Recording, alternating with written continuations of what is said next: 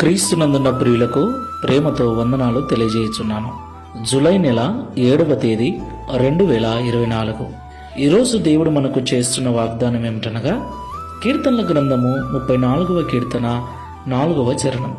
నేను యెహోవా యొద్ద విచారణ చేయగా ఆయన నాకు ఉత్తరమిచ్చెను. నాకు కలిగిన భయములన్నిటిలో నుండి ఆయన నన్ను తప్పించెను. దేవునికి మహిమ కలుగునుగాక.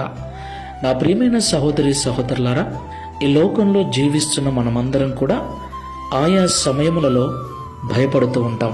సమస్యలు మనల్ని చుట్టుకున్నప్పుడు, అనారోగ్య పరిస్థితులు ఎదురైనప్పుడు, ఆర్థికపరమైన ఇబ్బందులు ఎదురైనప్పుడు, అప్పుల సమస్యలు ఎదుర్కోవలసి వచ్చినప్పుడు, అలాగే పిల్లల భవిష్యత్తు నిమిత్తమై, కుటుంబ పోషణ నిమిత్తమై అనేక సమయాలలో అనేకమైన వాటి విషయాలలో భయం కలిగి ఉంటాం.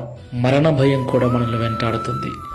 ఆ ప్రియమైన సహోదరి సహోదరులారా, దేవుని యొద్ద మనము ప్రతి విషయమును చెప్పుకున్నప్పుడు, అనగా ప్రతి విషయమును ప్రార్థనా విజ్ఞాపనముల ద్వారా కృతజ్ఞతాస్తుతులు చెల్లిస్తూ దేవునికి మనము మనవి చేసుకున్నప్పుడు ఆయన మనకు ఉత్తరమిచ్చి మన భయాలకు కారణమైన ప్రతి పరిస్థితిని చక్కబరుస్తాడు. ప్రార్థన చేసుకుందాం. ప్రేమ స్వరూపుడా, పరిశుద్ధుడా, మీకు స్తోత్రాలు చెల్లిస్తున్నాం. ఈ ఉదయకాల సమయంలో దావీదు గారి ద్వారా మాతో మాట్లాడినందుకు స్తోత్రాలు.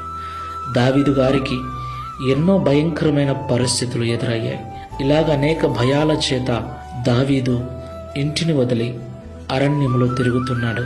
అనేక పర్యాయములు ఆహారలేమితో బాధపడ్డాడు. ఎన్నో రకాల భయాల చేత దావీదు ఉన్నప్పుడు, ప్రతి విషయాన్ని నీ సన్నిధిలో మొరపెట్టినప్పుడు, నీకు మనవి చేసినప్పుడు, దావీదు మనవి ఆలకించి దావీదుకు కలిగిన భయాలన్నిటి నుంచి విడిపించిన దేవుడవు, నెమ్మదినిచ్చిన దేవుడవు, నీకు స్తోత్రాలు. ఇదిగో ప్రభువా, ఈ ప్రార్థనలో ఏకీభిస్తున్న వారిలో ఎవరెవరైతే ఎలాంటి భయాల చేత భయపడుతూ బాధపడుతున్నారో వారిని జ్ఞాపకం చేసుకోండి.